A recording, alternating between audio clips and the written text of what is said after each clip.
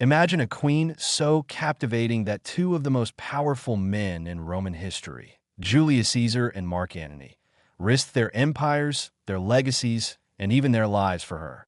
This is not a myth. This is the story of Cleopatra, the last pharaoh of Egypt. Across centuries, she has been remembered as a temptress, a strategist, a goddess, and a tragic lover. But behind the legends lies a woman of brilliance, resilience, and ambition. Before we begin, make sure to like this video, share it with your friends, and subscribe to our channel for more incredible journeys into history's most fascinating figures. Now, let's step back more than 2,000 years into the world of Cleopatra. History often remembers Cleopatra as a seductress, but to understand her, we must first understand the world she was born into. The mid-1st century BCE was a time of immense change, turbulence, and power struggles. The Mediterranean was dominated by Rome, whose legions had marched across Europe, Asia, and Africa. Kingdom after kingdom fell under the shadow of the Roman eagle. Egypt, however, was different. It was ancient, wealthy, and mysterious. To the Romans, Egypt was the breadbasket of the world, with its fertile Nile Valley producing vast amounts of grain. Whoever controlled Egypt could feed armies, could starve rivals, could sway the balance of power. And so, Rome watched Egypt closely, coveting it, yet wary of its deep traditions and its exotic, godlike rulers. Cleopatra was born in 69 BCE into the Ptolemaic dynasty. This dynasty was not Egyptian by blood, but Macedonian Greek. It traced its origins to Ptolemy I, one of Alexander the Great's generals, who had taken Egypt after Alexander's death in 323 BC. Over the centuries, the Ptolemies adopted many Egyptian customs, styling themselves as pharaohs, but they never lost their Greek heritage. Greek was spoken in the royal court, while the Egyptian language remained the tongue of the common people. That be why the time Cleopatra was born, the dynasty was plagued by corruption, infighting, and decline. Brothers fought sisters, fathers killed sons, and royal marriages often ended in betrayal. It was a snake pit of ambition, where survival depended on cunning, charm, and ruthless calculation. Cleopatra grew up in this atmosphere of intrigue, where trust was rare and power was everything. From an early age, Cleopatra distinguished herself from her siblings. While others relied on beauty, wealth, or alliances, Cleopatra pursued knowledge. Ancient sources claim she spoke not only Greek but also Egyptian, a rarity among the Ptolemies, who usually looked down on the native tongue. Some even suggest she mastered as many as 9 languages, including Hebrew, Aramaic, and even some African dialects. This made her not only a ruler, but a communicator, able to charm diplomats, merchants, and soldiers from across the known world. But the Egypt of her childhood was not stable. Famine, heavy taxation, and unrest plagued the land. The Nile floods, which normally brought prosperity, were unpredictable, and the people's faith in their rulers weakened. At the same time, Rome's grip tightened. The Senate and powerful generals expected Egypt to serve as a client state, providing grain and riches. When Cleopatra's father, Ptolemy XII Elites, sat on the throne, he was deeply unpopular. Known as the flute player, he was seen as a weak and decadent king, more interested in pleasure than governance. To secure his reign, he relied heavily on Rome, even paying enormous bribes to Roman leaders. But this dependence made him hated by his own people. When a rebellion broke out, he fled Egypt and sought refuge in Rome. Cleopatra, still a child, witnessed firsthand the fragility of power and the importance of Roman favor. In 51 BCE, when Cleopatra was just 18 years old, her father died. According to his will, Cleopatra was to co-rule with her younger brother, Ptolemy XIII, who was only around 10 years old. In practice, this meant Cleopatra was the true ruler, but tradition and power struggles quickly complicated the arrangement. The court officials, advisors, and generals began to back the boy king, seeing in him a pliable figurehead they could control. Cleopatra, however, had other plans. Unlike her predecessors, Cleopatra presented herself not merely as a Greek monarch ruling Egypt, but as a true Egyptian pharaoh. She dressed in the style of the goddess Isis, linking her image to divine authority. She appeared in temples, addressed the people in their own language, and portrayed herself as the protector of Egypt's traditions. This was a bold move, one that set her apart from her family line. But her assertiveness quickly drew enemies. Within a few years, Cleopatra was forced out of power by a faction supporting her brother. Exiled and hunted, she fled into the deserts of Syria. For many rulers, this would have been the end. Yet for Cleopatra, it was only the beginning, because in that same year, across the Mediterranean, another storm was brewing. A Roman civil war that would send Julius Caesar, the most powerful man in the world, into Egypt.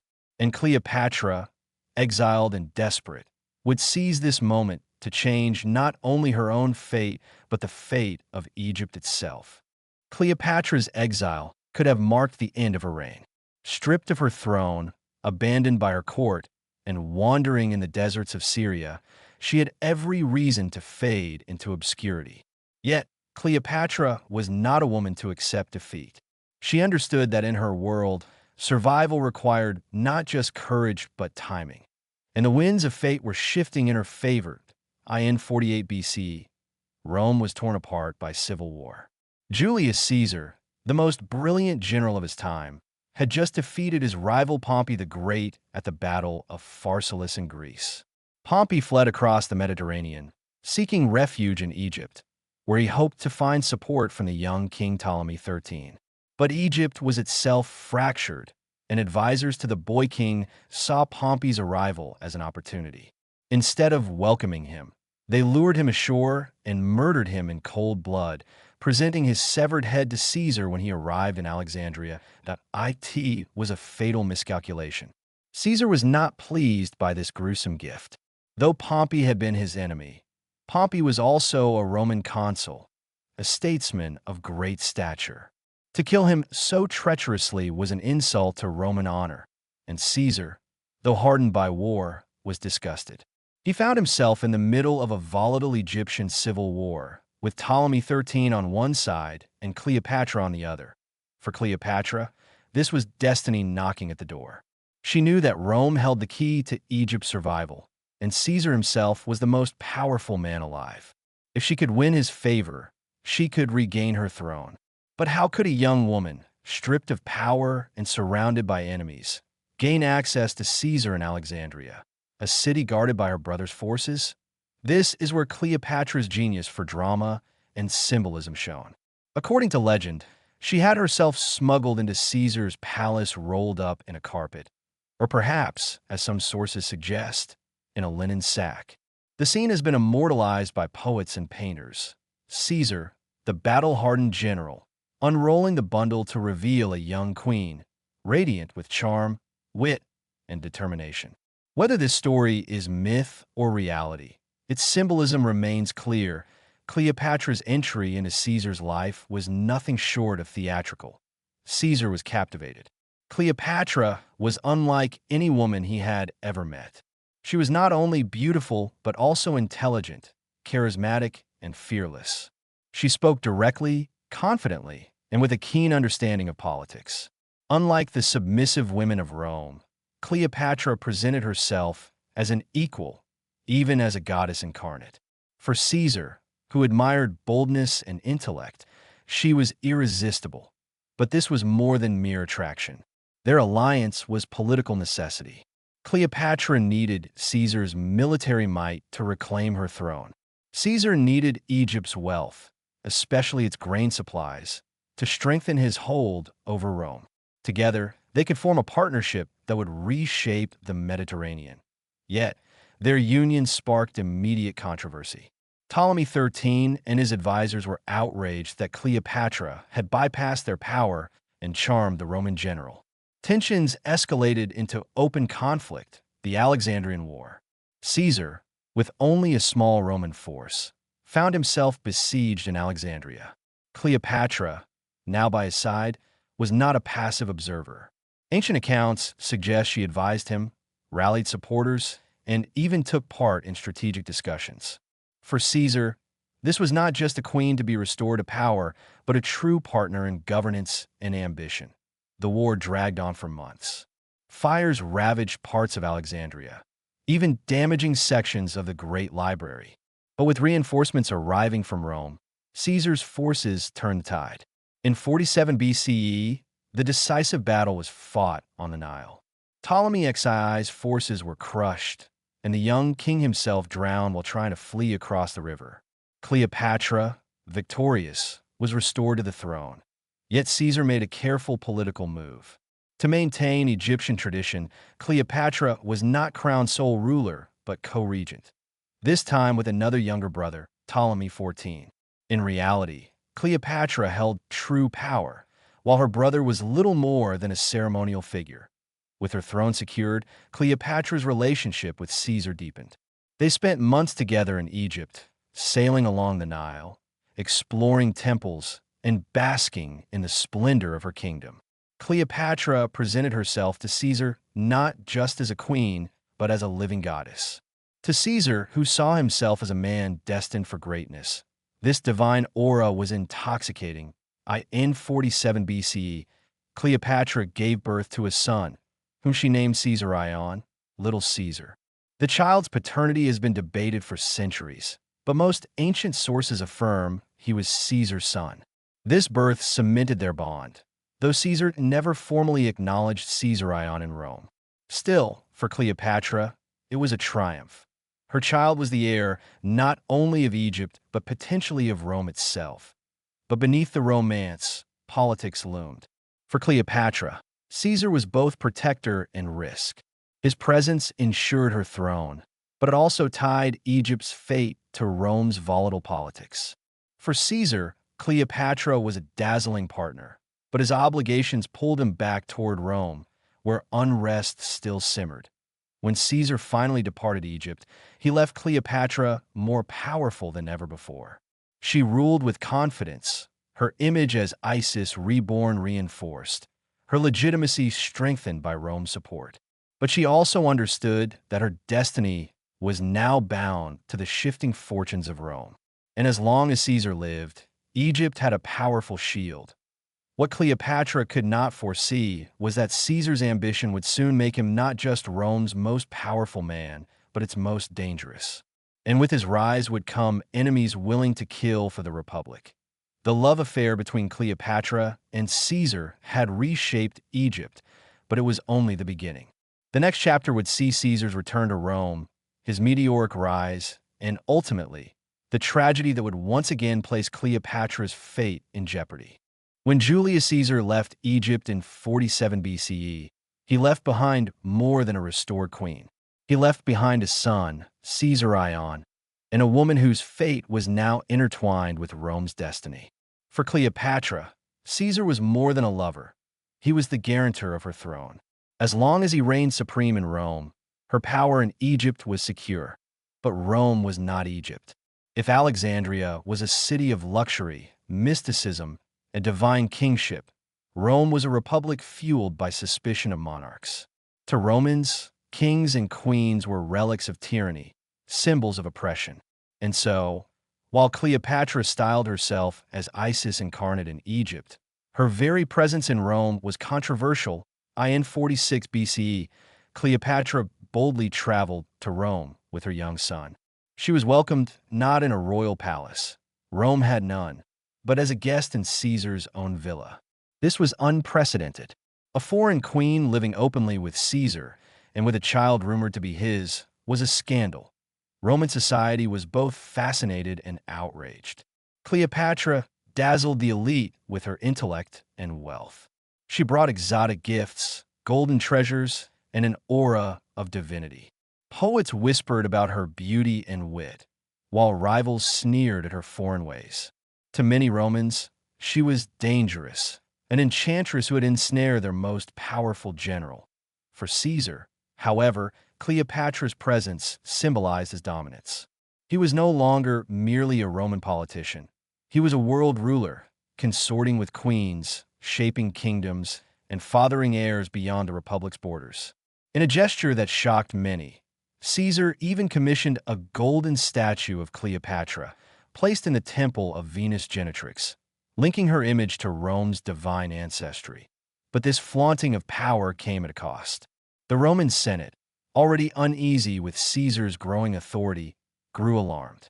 Caesar had declared himself dictator for life, bypassing the Republic's cherished traditions. His enemies feared he sought to crown himself king, a word that still carried venom in Roman ears. Cleopatra, the foreign queen in Rome, became a living symbol of this fear. To the conspirators, she was not just Caesar's mistress. She was the embodiment of monarchy threatening the Republic.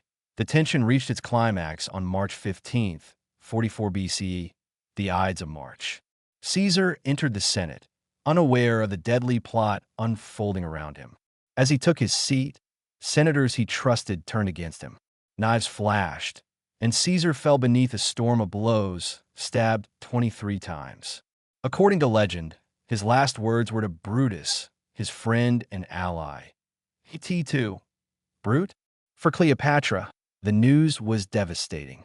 The man who had restored her throne, who had fathered her son, who had tied her destiny to Rome, was gone. The Republic was in chaos. Caesar's killers proclaimed themselves liberators, but the city plunged into turmoil. Civil war loomed once again in the aftermath. Cleopatra's position was perilous. Without Caesar, she had no protector in Rome. She quietly returned to Egypt, her son in her arms, her hopes uncertain. Yet she was not defeated. Cleopatra understood that Rome was still the key to Egypt's survival. The question was, who would emerge as Rome's new master? Two figures rose from the chaos. The first was Mark Antony, Caesar's loyal general, a man of charisma and military skill. The second was Octavian, Caesar's adopted heir and great-nephew, a youth of only 18, but with a sharp mind and ruthless ambition. Together, they formed a fragile alliance, vowing to avenge Caesar's death and defeat his assassins. For Cleopatra, the choice was not immediate. Egypt needed stability, and she could not gamble recklessly. She watched from Alexandria as the tides of Rome shifted, weighing her options carefully. In the meantime, she focused on her rule at home, securing her people's loyalty and strengthening her image as Isis reborn. But the storm in Rome could not be ignored. In 42 BCE, at the Battle of Philippi, Antony and Octavian crushed Caesar's assassins. The Republic was effectively dead. In its place stood the Second Triumvirate, a three-man dictatorship dividing the Roman world among Antony, Octavian, and Lepidus. For Cleopatra, this new order presented both danger and opportunity. Mark Antony, now master of the eastern provinces, summoned Cleopatra to answer accusations that she had aided Caesar's assassins. This was a delicate situation. To defy him was to risk war. To submit was to risk humiliation. Cleopatra chose a third path, one that would change history forever. When she sailed to meet Antony in 41 BCE, she did not come as a supplicant but as a queen. Ancient writers describe her barge gliding along the Cydnus River in Asia Minor, its sails purple, its oars silver, its decks perfumed with incense. Cleopatra lay beneath a golden canopy, dressed as the goddess Isis, surrounded by attendants dressed as cupids and nymphs. The scene was not diplomacy. It was theater designed to captivate Antony's heart and imagination. And it worked. Antony, known for his love of pleasure, was enchanted. Cleopatra, with her wit, her charm, and her sheer presence, drew him in completely. Just as she had done with Caesar, she turned a political necessity into a personal alliance. But this time, the stakes were even higher. Caesar's death had taught Cleopatra a lesson. Love and politics could not be separated. To secure her throne, to protect her son, to preserve Egypt's independence, she would once again tie her fate to Rome, this time to Mark Antony. The stage was set for one of history's most legendary romances, a union of passion and politics that would shake empires and end in tragedy. When Cleopatra met Mark Antony in 41 BCE, the world was watching. Rome was no longer a republic. It was a battlefield carved into zones of power. Octavian controlled the West, Antony controlled the east, and Lepidus was little more than a shadow. For Egypt, caught between these giants, survival depended on choosing wisely. Cleopatra knew that Antony was no Caesar. He was not the cold strategist who marched across Gaul and into Rome's history books. Antony was a soldier of immense courage, a man who inspired loyalty among his troops, but also a man of appetite, fond of wine, feasts, and women. Where Caesar projected austerity, Antony radiated indulgence. To many Romans, he was undisciplined, reckless, even dangerous. To Cleopatra, however, he was an opportunity. The queen's first meeting with Antony on the Cydnus River was a calculated performance. She arrived not as a defendant answering accusations, but as a goddess descending upon her chosen consort. Antony, steeped in the traditions of Greek theater and intoxicated by spectacle, was enthralled. Cleopatra did not simply enter his world. She made him step into hers. From their first days together, the bond between Cleopatra and Antony deepened. Ancient sources describe nights of revelry, feasts that stretched until dawn, and games where they disguised themselves as commoners to wander the streets of Alexandria. They formed what was known as the Inimitable Livers, a group devoted to extravagant pleasures, living life without restraint. To Antony, war-weary and burdened with Roman politics, Alexandria was paradise. Cleopatra offered not just love but escape, a world where he could be king, not merely Rome's servant. But beneath the wine and music lay serious politics. Cleopatra understood that Antony's favor could secure Egypt's independence. In return, Antony saw in Cleopatra not just a lover, but a partner with immense wealth. Egypt was rich, its Nile Valley fertile, its treasuries overflowing. If Antony was to challenge Octavian for Rome itself, he needed resources, and Cleopatra could provide them. In 40 BCE, Cleopatra bore Antony twins, Alexander Helios and Cleopatra Selene. Their births symbolized more than a union of lovers. They were heirs of two worlds, blending Roman might with Egyptian majesty. Antony, unlike Caesar before him, publicly acknowledged his children. For Cleopatra, this was a victory. Her dynasty was tied directly to Rome's most powerful general. Yet Antony could not remain in Egypt forever. Rome demanded his attention, and Octavian was watching closely. Their alliance, forged after Caesar's death, was fragile at best. To maintain peace, Antony reluctantly married Octavia, Octavian's sister, a political marriage designed to unite East and West. Cleopatra, though outwardly composed, must have felt the sting of betrayal. But she also understood Roman politics. Antony's marriage was strategy, not passion. She waited, knowing that sooner or later he would return, and he did. In 37 BCE, Antony and Cleopatra were reunited in Antioch. Their passion rekindled, but more importantly, their political alliance solidified.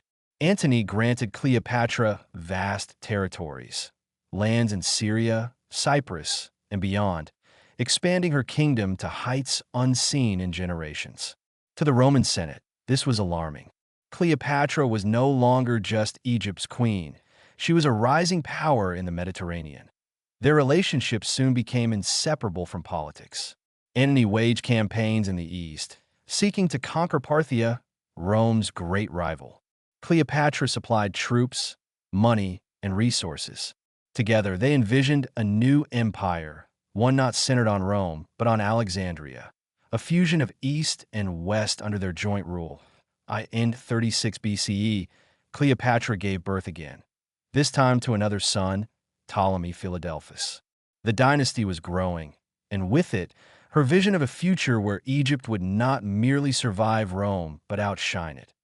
But back in Rome, Octavian sharpened his knives.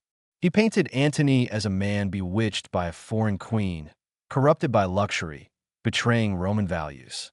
Cleopatra became a villain in Roman propaganda, an enchantress who had ensnared a noble general and turned him into her puppet. Octavian's message was clear. Antony was no longer a Roman. He was Cleopatra's slave. The stage was being set for a confrontation not just of armies, but of ideologies. Rome's austere republican heritage against Egypt's divine monarchy. Cleopatra and Antony were no longer simply lovers. They were symbols of a world divided. As their enemies whispered, Cleopatra and Antony tightened their grip on each other. In Alexandria, they lived as gods. Cleopatra styled herself as Isis, Antony as Dionysus, the god of wine and conquest. Their children were paraded as heirs to a new dynasty, one that would rule not only Egypt but the East itself. Yet, beneath the splendor, cracks were forming. Antony's Parthian campaign ended in disaster, his armies retreating in humiliation. His prestige weakened. His reliance on Cleopatra grew stronger. For Octavian, this was the chance he needed. He launched a campaign of words, turning the Roman people against Antony, declaring that their general had betrayed Rome for the embrace of a foreign queen. Cleopatra, ever the strategist, refused to yield. She poured her wealth into Antony's cause, funding armies and fleets. If Rome wanted war, she would meet it head-on. She had gambled everything, her throne, her dynasty, her legacy, on Antony. Together, they would either stand as rulers of a new world or fall as lovers in defiance of Rome. The choice was no longer theirs alone. The Roman Senate, swayed by Octavian's propaganda, declared war not on Antony, but on Cleopatra. Rome's legions would march east, not merely to conquer a rival general, but to destroy a queen who dared to challenge the might of the Republic. The lovers had crossed a point of no return. The world was preparing for its greatest clash. Antony and Cleopatra against Octavian, a battle that would decide not only their fates, but the future of Rome itself. When Cleopatra and Mark Antony perished in 30 BCE, the curtain fell on Egypt's last royal dynasty. Yet in their shadows remained a quieter tragedy, the fate of their children. They were the heirs of two worlds, Egyptian royalty and Roman nobility. But to Octavian, soon to be Augustus, they were dangerous symbols. Their very existence carried the potential to inspire rebellion, to challenge Rome's supremacy, to revive Cleopatra's dream of a dynasty that spanned continents. Caesar, the son of Caesar, the first and most famous of Cleopatra's children, was Ptolemy 15 Philopator Philometor Caesar, better known as Caesar. He was the son of Julius Caesar, born in 47 BCE, and named Little Caesar by the Alexandrians. Cleopatra presented him as Caesar's rightful heir, even parading him in the streets dressed in royal regalia. After Antony's defeat and Cleopatra's death, Caesar became the most dangerous of all threats to Octavian. As Caesar's bloodline, he could claim legitimacy not only in Egypt but also in Rome. For Romans who still revered Caesar, Caesar represented an alternative to Octavian's rise. Cleopatra had tried to protect him, sending him east with tutors and guardians when Octavian approached Alexandria. But betrayal struck. His guardians were convinced to return him. When Octavian secured Egypt, Caesar was captured. Plutarch records that Octavian's advisors debated his fate. Some urged mercy, noting his youth. But Octavian remembered an old maxim: 2 Caesars are too many. The boy, only 17, was executed. With Caesarion's death, Julius Caesar's direct bloodline was extinguished. The children of Cleopatra and Antony, 3 younger children remained, born of Cleopatra's union with Mark Antony. Alexander Helios, their first son, was named after the sun. Cleopatra Selene, their daughter, was named after the moon. Ptolemy Philadelphus, the youngest, carried the name of Egypt's dynastic founders. During the famous donations of Alexandria, these children had been crowned rulers of vast territories. Alexander Helios was proclaimed king of Armenia and Media. Cleopatra Selene was queen of Cyrenaica and Crete. Ptolemy Philadelphus received Syria and Asia Minor. But these titles were dreams, swept away by Octavian's victory. When Octavian entered Alexandria, the 3 siblings were captured. Unlike Caesar, they were spared. Perhaps Octavian saw no threat in children so young. Perhaps he wished to parade them as trophies. Either way, they were taken to Rome, stripped of their crowns, and marched in Octavian's triumph. Imagine the scene. The children of Cleopatra and Antony, dressed in chains, displayed before roaring crowds, symbols of Rome's conquest. Their mother had chosen death over such humiliation, but the children had no choice, a new life in Rome after the spectacle. The children were entrusted to Octavia, Antony's Roman wife and Octavian's sister. In an act of political theater, Octavia raised them alongside her own children. It was both mercy and domination. Antony's offspring would live, but under Rome's guardianship, far from power. Their lives took different paths. Alexander Helios disappears from history. Some believe he died young, his fate swallowed by obscurity. Ptolemy Philadelphus also vanishes from a record, likely dying in adolescence. Cleopatra Selene, however, survived and became the last living thread of her mother's dream. Cleopatra Selene. The moon's legacy of all Cleopatra's children, Cleopatra Selene too carved the most remarkable destiny. Married to Juba II of Mauritania, a North African client king loyal to Rome, she became a queen in her own right. In Mauritania, Cleopatra Selene blended her Egyptian heritage with Roman influence. Coins minted in her name bore Egyptian symbols: the crescent moon, the crocodile, the lotus. She carried her mother's legacy across the Mediterranean, ruling with intelligence and grace. Though she never reclaimed Egypt, Cleopatra Selene preserved a spark of Ptolemaic identity. Her reign in Mauritania was prosperous, her court a blend of cultures. In her, we see how Cleopatra's bloodline survived, not as pharaohs, but as queens and kings of distant lands. The end of a dynasty by the 1st century CE, the children of Cleopatra had faded into history. Rome absorbed their lands, their names grew obscure, and the line of the pharaohs was no more. Yet their story remains a haunting epilogue. They were children born of ambition, heirs to empires, raised in palaces of marble and gold, only to be stripped of everything, their destinies rewritten by Rome. In them, we see the human cost of empire, the forgotten lives lost in the tides of power. Cleopatra's legacy, through her children, though Caesar and Antony died, though Alexander Helios and Ptolemy Philadelphus vanished, Cleopatra's influence endured through her daughter Selene. Some scholars suggest her descendants may have intermarried with Roman and North African elites, their bloodlines scattered into the fabric of Mediterranean history. If so, echoes of Cleopatra may still flow in veins today. Her children's fates remind us that history is not only about kings and queens, battles and victories. It is also about those caught in the aftermath, the heirs who never inherited, the children whose names were almost erased. And yet, their very survival, especially Cleopatra Selene, ensured that Cleopatra's story was not buried under Rome's propaganda. Through her daughter, the moon, Cleopatra's light continued to shine, however faintly, long after her own sun had set. By the mid-30s BCE, Cleopatra and Mark Antony stood at the height of their power. Their union had produced 3 children. Their kingdoms stretched across vast lands, and their court in Alexandria radiated a brilliance unseen since the golden days of pharaohs. To their supporters, they were not merely rulers, they were gods walking among mortals. To their enemies in Rome, however, they were a threat that could not be tolerated. The defining moment of their ambition came in 34 BCE, in what history remembers as the donations of Alexandria.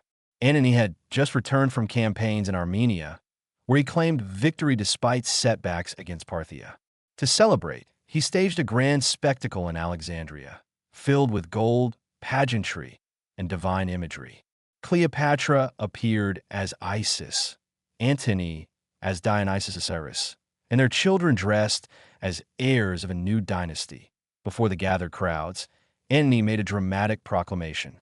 He granted vast territories to Cleopatra and their children. Alexander Helios, their son, was declared king of Armenia, Media, and Parthia. Cleopatra Selene, their daughter, was crowned queen of Cyrenaica and Crete. Ptolemy Philadelphus, their youngest, was given Syria and Asia Minor. And most shocking of all, Cleopatra herself was declared Queen of Kings. ruling over not only Egypt but all the lands of the East. For the people of Alexandria, this was glory reborn. It was as if the old empire of Alexander the Great had been resurrected, centered not in Rome but in Egypt. The crowd cheered, and Cleopatra's vision seemed within reach. A dynasty that would rival Rome, built upon both Egyptian tradition and Greek conquest. But in Rome, the donations were nothing less than treason. Octavian seized upon the event with ruthless skill. To the Roman people, he declared, Antony had abandoned his homeland. He was no longer a Roman general, but a puppet of a foreign queen. He had given away Roman territories to illegitimate children. Worst of all, he planned to make Alexandria, not Rome, the capital of the world. This propaganda spread like wildfire. Romans already distrusted Cleopatra, viewing her as a dangerous seductress who had bewitched Caesar and now Antony. The image of Antony dressed as a Greek god, parading children as kings of lands that belonged to Rome, only confirmed their fears. Octavian framed the conflict not as a civil war, but as a war of Rome versus the East, of freedom versus monarchy, of Roman virtue versus Egyptian decadence. Behind this rhetoric, Octavian was consolidating power. He controlled Rome, its legions, and its treasury. He carefully built alliances, portraying himself as the defender of Roman tradition. Antony, by contrast, seemed increasingly distant, consumed by Cleopatra and the splendor of Alexandria. Cleopatra, however, was no passive player. She knew that Octavian's rise threatened everything she had built. She invested heavily in Antony's cause, funding fleets and armies. Egypt's wealth poured into preparations for war. Her ships, sleek and fast, filled the harbors. Her soldiers, trained and loyal, stood ready. Cleopatra was not merely Antony's consort. She was his partner in command. But cracks were appearing. Antony's Roman allies began to question his judgment. His reliance on Cleopatra, his extravagant lifestyle, and his absence from Rome all eroded his support. Even Octavia, Antony's Roman wife, was humiliated. Sent by her brother Octavian to support Antony, she was rejected, her loyalty spurned. Rome saw this not just as a personal insult, but as a betrayal of Roman values. By 32 BCE, the fragile alliance between Octavian and Antony shattered completely. The Senate, swayed by Octavian's propaganda, stripped Antony of his titles. War was declared, not against Antony by name, but against Cleopatra, Queen of Egypt. This was a masterstroke. By framing the conflict as a foreign war, Octavian avoided the stigma of another civil war and rallied Roman pride against an external enemy. The stage was set for the decisive confrontation. The Battle of Actium, in September 30, 1st BCE, off the western coast of Greece. Two colossal fleets faced each other.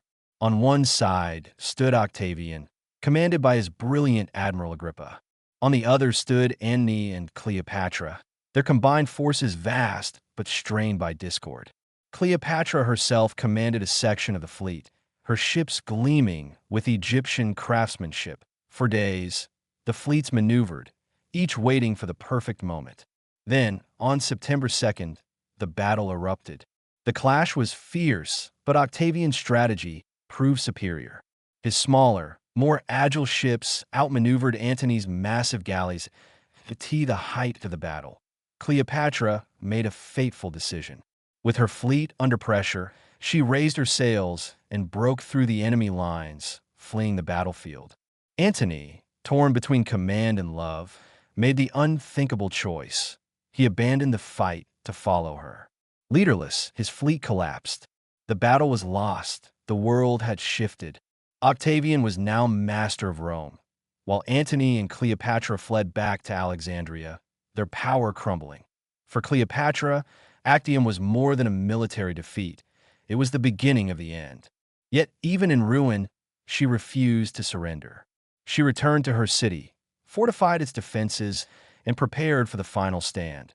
But in her heart, she must have known. The dream of ruling the world alongside Antony had died in the waters of Actium. What remained was survival, and perhaps the hope of a last, desperate gamble. The Battle of Actium in 31 BCE was more than just a military defeat. It was the unraveling of a dream. Cleopatra and Antony had envisioned an empire stretching from the Nile to the Euphrates, a dynasty of gods and rulers rivaling Rome itself. Instead, they fled the battlefield, their fleet shattered, their allies deserting them, their future uncertain. Back in Alexandria, the mood was grim. The city that had once been the jewel of the Mediterranean now braced for siege. Its streets buzzed with rumors.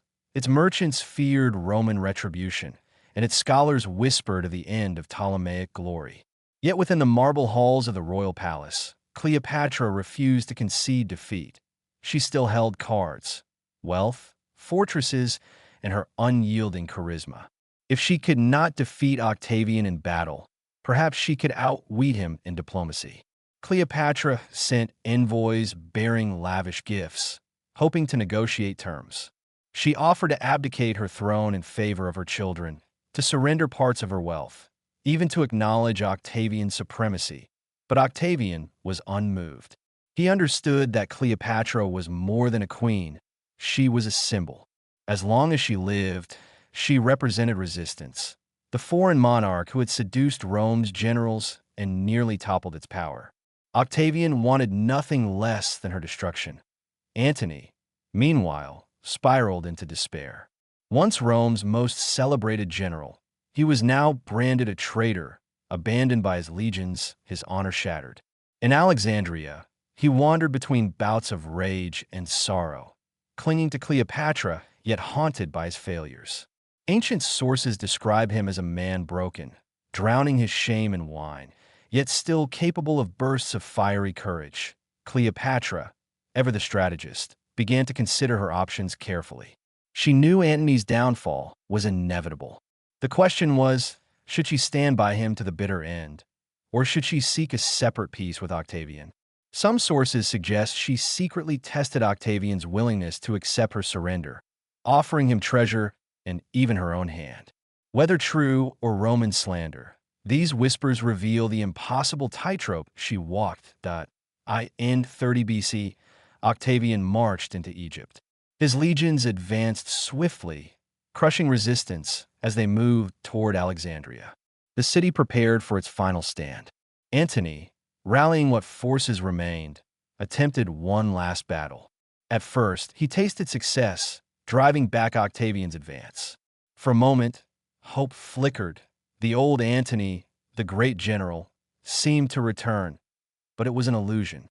Soon after, his fleet and cavalry defected to Octavian.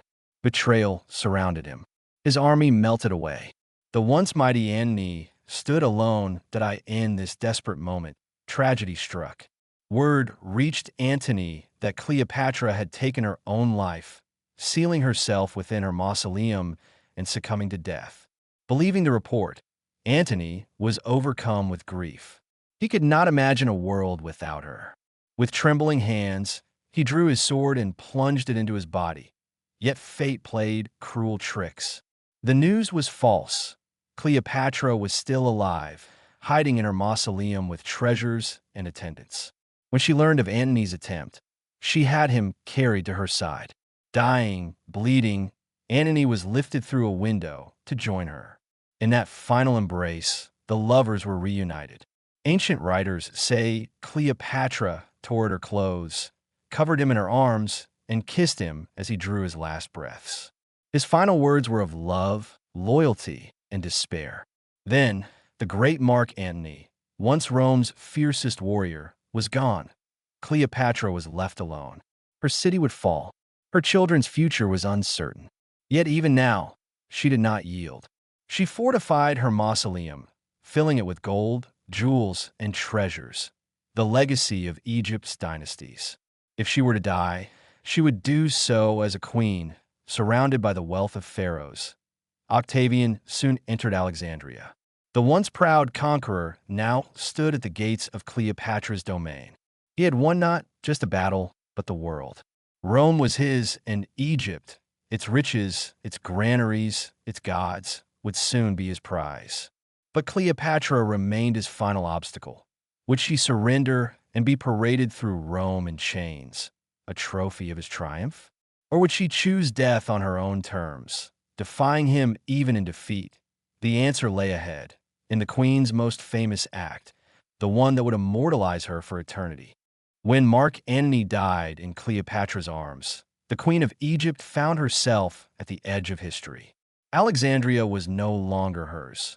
The Roman legions filled its streets, Octavian's banners flew over its towers, and her people, weary of war, could no longer resist. Yet, even in defeat, Cleopatra refused to be diminished. Octavian, now master of Rome and Egypt alike, demanded her submission. But Cleopatra knew exactly what that meant. She would be paraded through the streets of Rome, dressed in chains, mocked before the Senate, displayed as the final conquest of the Republic. For a queen who had styled herself as Isis reborn, who had ruled as Queen of Kings, there could be no humiliation greater. Cleopatra had lived her life on her own terms. She would not allow her death to be dictated by Rome. In her mausoleum, she plotted her final act. She gathered the treasures of Egypt, gold, jewels, symbols of divine power, and locked them away with her attendants. She dressed once more in her royal robes, adorned herself with the crown of pharaohs, and prepared for the end. But how would she die? Ancient accounts differ, but the most famous tells of a basket of figs delivered to her chamber. Hidden within was an asp, a venomous Egyptian cobra. Cleopatra, it is said, took the serpent to her breast and let it strike, its poison flowing into her veins. With calm dignity, she embraced death as a queen, not a prisoner. Other sources suggest a different method, perhaps a vial of poison hidden in a hairpin, perhaps an ointment smeared upon her skin. Roman chroniclers debated endlessly, but the truth has remained elusive. What matters is not the instrument, but the choice. Cleopatra chose death on her own terms, denying Octavian the spectacle he craved. Her attendants, loyal to the end, followed her into death. Two women were found beside her body, lifeless as their queen lay adorned in splendor. When Octavian was informed, he was furious. Cleopatra's death robbed him of his ultimate triumph. Yet even in his anger, he recognized her defiance. She had denied him victory in the most personal way. Mark Antony was buried with honor, and Cleopatra's body was laid to rest beside his, just as she had wished. Together, in death, they were united, two lovers whose passion and ambition had shaken empires. For Octavian, this was both an end and a beginning. With Cleopatra gone, Egypt was annexed into Rome's dominion. The Ptolemaic dynasty, which had ruled for nearly 3 centuries, was extinguished. Octavian returned to Rome not as a general, but as a savior. Within a few years, he would declare himself Augustus, the first emperor of Rome. Cleopatra's death marked not only the fall of Egypt, but the birth of the Roman Empire. Yet Cleopatra's legacy did not vanish with her. To her enemies, she became a cautionary tale, a dangerous temptress who lured men to ruin. Roman poets and historians painted her as a witch, a seductress, a foreign threat. To them, she was the embodiment of excess, the downfall of Antony, the enemy of Rome. But across the centuries, another image endured. Cleopatra as a woman of intellect and courage, a queen who matched wits with Caesar, who inspired Antony's devotion, who ruled not as a shadow of men, but as their equal. She was a symbol of female power in a world dominated by men, a figure both feared and admired. Her final act, whether by asp, poison, or other means, was not simply suicide. It was a statement. Cleopatra would not be Rome's prize. She would remain Egypt's queen, in life and in legend. Even today, her death remains one of history's greatest mysteries. Did she truly die by snakebite? Or was the story a Roman invention, crafted to make her end seem exotic, fitting the stereotype of a foreign queen? We may never know. What we do know is that her choice reverberated through time, shaping how generations remembered her, not as a victim, but as a ruler who defied the mightiest empire the world had ever known. And so, the curtain fell on Cleopatra, the last pharaoh of Egypt. Yet in many ways, her story had only just begun. When Cleopatra died in 30 BCE, she took with her the last breath of Egypt's ancient monarchy. Rome annexed her kingdom, and Octavian returned home to celebrate his triumph. In his narrative, Cleopatra was not a queen of intellect and strategy, but a foreign temptress whose cunning nearly destroyed Rome. Yet as the centuries passed, her story refused to fade. It was reshaped, retold, and reimagined, until Cleopatra became more than a historical figure. She became a legend. Rome's Cleopatra. The seductress of the East Roman propaganda had painted Cleopatra as everything Rome despised: decadent, manipulative, and dangerously alluring. To justify Octavian's war, poets and historians such as Horace, Propertius, and Virgil crafted her as the ultimate other, a woman who wielded sexuality as a weapon, who corrupted Antony, who threatened Roman virtue with Eastern luxury. Virgil's Aeneid even depicts her as a monstrous figure, battling against Rome in a cosmic war of destiny. In these writings, Antony fades into weakness, while Cleopatra is the sinister force dragging him into ruin. This image endured for centuries, cementing her as a femme fatale rather than a ruler. But propaganda is rarely truth. Archaeological evidence and Egyptian sources reveal a different Cleopatra, a polyglot queen who spoke multiple languages, who studied philosophy and science, who personally involved herself in governance. Far from the caricature of Rome, she was deeply engaged in the politics and economy of her kingdom. Cleopatra the scholar and stateswoman beyond her romances with Caesar and Antony, Cleopatra was a formidable monarch. She navigated Egypt through famine, secured trade routes, and revitalized Alexandria as a center of culture and learning.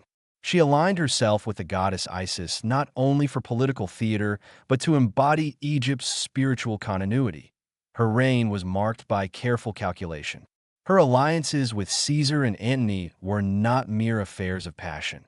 They were strategic partnerships designed to secure Egypt's independence against Rome's growing domination. To portray her as simply a seductress is to ignore her political genius. The Middle Ages and Renaissance. The tragic Lavera's Rome faded into the medieval world. Cleopatra's story transformed again. In European texts, she became less a dangerous temptress and more a tragic heroine. Medieval chroniclers saw her as a woman undone by love, whose passion led to downfall. Her death by the ASP was retold as a cautionary tale about desire, temptation, and the frailty of human ambition. During the Renaissance, Cleopatra's image blossomed anew. Painters, playwrights, and poets were fascinated by her blend of power and vulnerability. Shakespeare's Antony and Cleopatra immortalized her as a figure of grandeur and tragedy. Age cannot wither her, nor custom stale slash her infinite variety. In his words, she was both majestic and flawed, human and divine. Artists depicted her final moments in countless forms. Reclining in silk as the ASP struck, her beauty undimmed even in death. Cleopatra became the eternal muse of painters from Guido Reni to Jean-André Rixens, a symbol of passion, beauty, and the inevitability of mortality. Cleopatra in modern imagination. By the 19th and 20th centuries, Cleopatra had become a cultural icon. Novels, operas, and later films reimagined her story. The 1963 epic film Cleopatra, starring Elizabeth Taylor, cemented her as a pop culture legend. Draped in jewels and eyeliner, she was portrayed as the ultimate screen goddess, sensual, ambitious, and larger than life.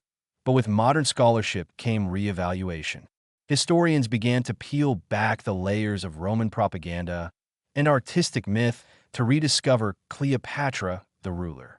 She was not only a seductress, nor simply a tragic lover, but a leader who fought to preserve her kingdom in the face of impossible odds. Cleopatra as a feminist icon in today's lens. Cleopatra stands as a symbol of female power in a male-dominated world. She was a queen who commanded armies, influenced the fate of empires, and defied the stereotypes of her age.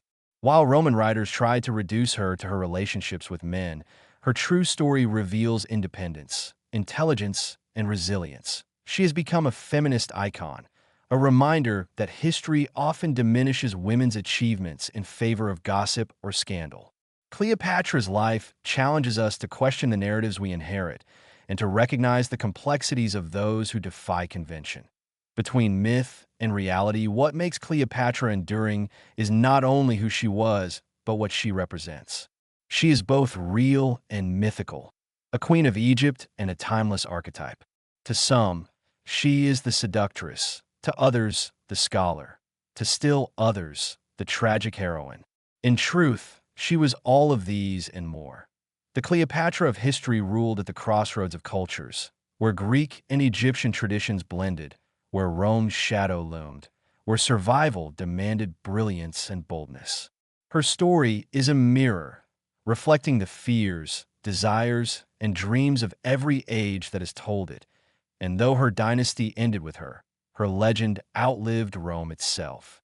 For more than 2,000 years, her name has conjured visions of power and passion.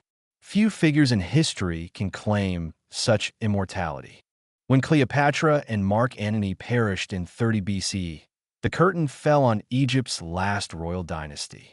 Yet in their shadows remained a quieter tragedy, the fate of their children.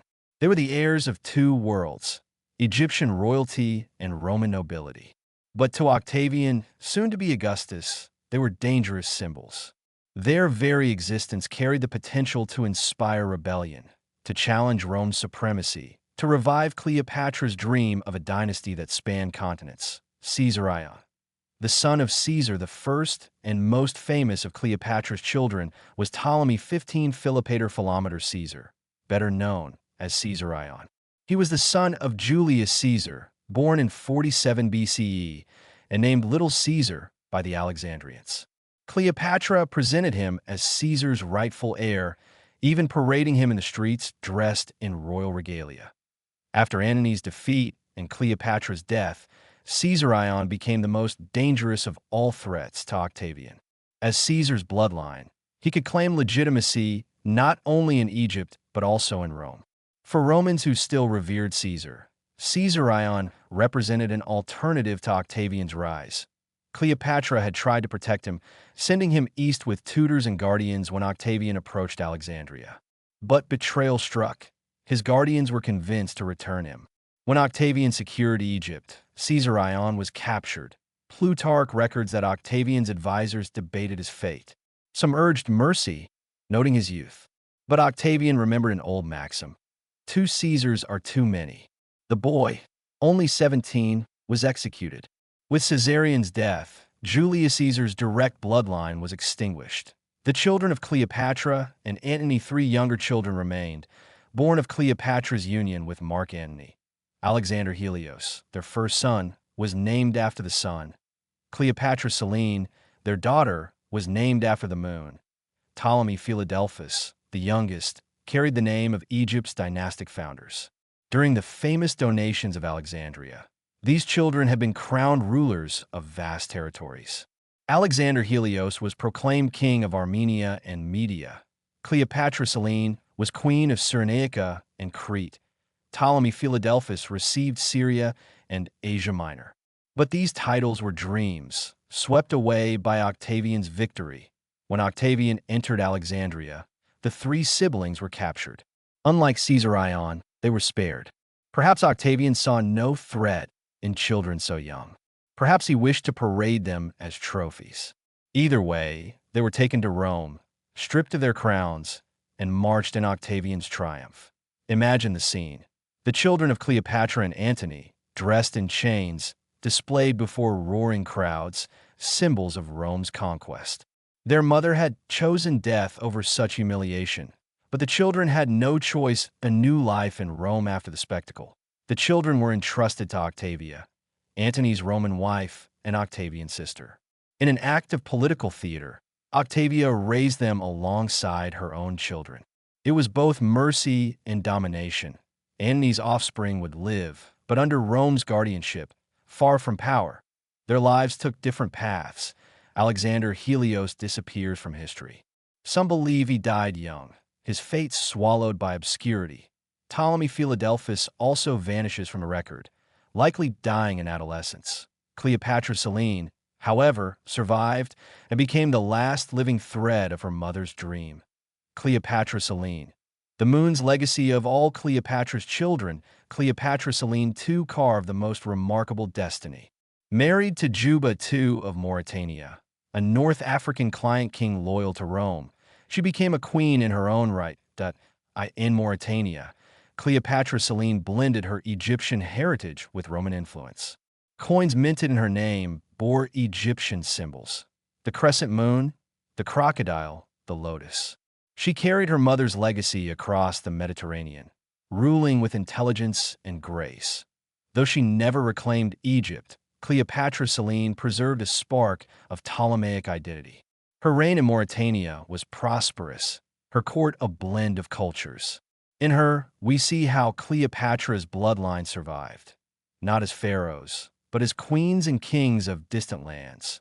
The end of a dynasty by the 1st century CE, the children of Cleopatra had faded into history. Rome absorbed their lands, their names grew obscure, and the line of the pharaohs was no more. Yet their story remains a haunting epilogue.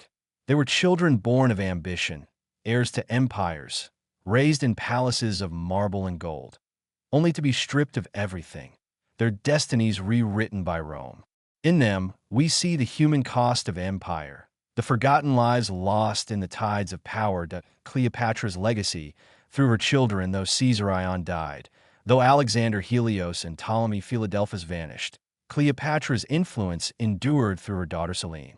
Some scholars suggest her descendants may have intermarried with Roman and North African elites, their bloodlines scattered into the fabric of Mediterranean history. If so, echoes of Cleopatra may still flow in veins today. Her children's fates remind us that history is not only about kings and queens, battles and victories. It is also about those caught in the aftermath, the heirs who never inherited, the children whose names were almost erased. And yet, their very survival, especially Cleopatra Selene, ensured that Cleopatra's story was not buried under Rome's propaganda. Through her daughter, the moon, Cleopatra's light continued to shine, however faintly, long after her own sun had set. From the glittering halls of Alexandria to the battlefield of Actium, from her intoxicating romance with Caesar to her tragic final embrace with Antony, Cleopatra's story has captivated the world for over 2,000 years. She was the last pharaoh of Egypt, a queen who stood against the might of Rome. She was a strategist, a scholar, a mother, and a ruler who dared to challenge the destiny of empires. Though her dynasty ended, her legend endured, transformed by Roman propaganda, reimagined by poets and playwrights, reborn in art and cinema. Cleopatra defied the limits of her age. In a world where women were often confined to silence, she made her voice command armies and shaped the fate of nations. In death, she denied her conquerors the satisfaction of triumph. And in memory, she became immortal. Today, Cleopatra is more than a queen of the past. She is a symbol of power, intelligence, and resilience. Her story reminds us that history is never just fact. It is memory, myth, and meaning woven together. As we close this journey, ask yourself, was Cleopatra merely a tragic lover, undone by passion? Or was she the architect of her destiny, a queen who lived and died on her own terms? Perhaps the truth lies somewhere in between, shrouded in the mists of time, waiting for each generation to rediscover. And maybe that's why Cleopatra endures. Because she is not just history. She is mystery. She is allure. She is eternal. Clapperboard sparkles if you've enjoyed this series on Cleopatra, the queen who defied Rome and conquered history itself. Make sure to thumbs up like this video to show your support. Repeat button, share it with friends who love epic tales of history. Push pin subscribe to this channel for more legendary stories that shaped our world. Cleopatra's tale may have ended in 30 BCE, but her spirit lives on in stories, in art, and now in all of us who still wonder, was this truly the whole story? Or has Cleopatra kept her greatest secret hidden for eternity?